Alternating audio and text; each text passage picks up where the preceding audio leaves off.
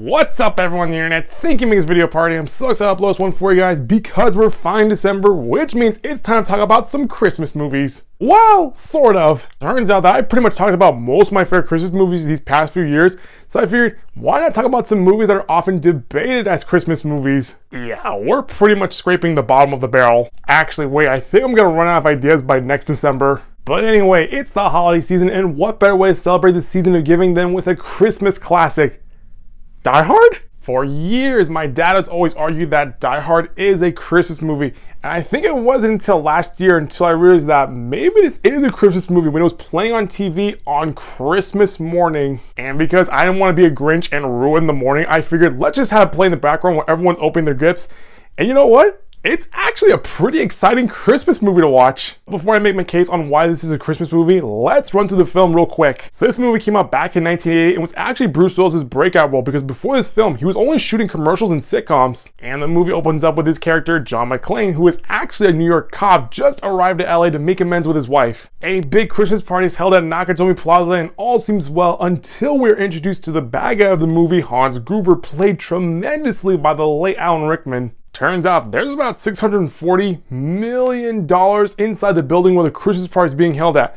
So Hans and his men decide to take everyone hostage while they crack the safe. And while Hans thinks that he's got everyone, he didn't realize that John wasn't even in the same room when everyone was being taken hostage, which makes this movie very interesting given how we now have a game of cat and mouse between Hans Gruber and John McClane. All the while, John has to fight these guys in barefoot. Okay, that's a nice touch because since when have you seen an action movie where the hero is not even wearing shoes? And this makes John a much more believable character because even though he may seem unbeatable, the fact that he's running around barefoot, that puts him in a lot more vulnerable situations that we can try to envision ourselves in. Okay, stepping on Lego barefoot is bad enough. Now try to imagine running on broken glass while people are shooting at you. And upon rewatching this film, it almost feels like a video game as you're watching John take out Hans' men one by one. It's like watching a stealth mission of Metal Gear Solid. Also, one of the things that I noticed is that even though this is an action film where we're watching our hero just take out a terrorist group,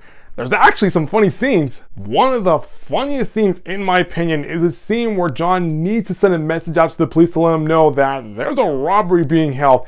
And the way he gets the attention of one unfortunate police officer, that really got me laughing. But going back to the cat and mouse game, I love how the film decides to keep these two characters just separated throughout most of the film, even though they are one radio away from talking to each other. And when they do talk, that's when you get to see John just get inside Hans' head. Because even though Hans has a lot more men and a lot more firepower, John knows the building a lot better than these guys, which sort of evens the fight. Which gives us some good scenes where we get to see our hero just chip away at the bad guy's confidence in winning, making this a surprisingly psychological thriller. So overall, I enjoyed this movie as an action film. But how is this considered to be a Christmas movie? Well, for starters, the movie does take place during the holiday season, and while the majority of the movie takes place inside a building, remember this building was hosting a Christmas party before Hans and his men stormed the place. Another thing to look at is how John McClane uses some things associated with Christmas against Hans Gruber. There was that one time where he left a very lovely Christmas letter to Gruber and his men, and he even uses gift wrap to hold his gun. Aw, how thoughtful. It's also worth knowing that there are some small Christmas songs being played subtly throughout the film. Especially during the credits as you hear Let's Know play as you watch your hero just ride off into the night. Even his wife's name is Holly, as in have a holly jolly Christmas. So while at first this is pretty much an action film with a lot of gunfights and big explosions, the fact that it's set during the holiday season, technically this is a Christmas movie. But hey, if anything, you could say this is pretty much the most action-packed Christmas movie ever made. But I also want to hear your thoughts. Do you think that Die Hard is a Christmas movie? Let me know in the comments down below. Well, that's gonna do it for this video, guys. That was an overall review for Die Hard. If you like what you saw, hit the subscribe button to see what's up from this channel. I'll see you next time with a brand new video. Bye-bye.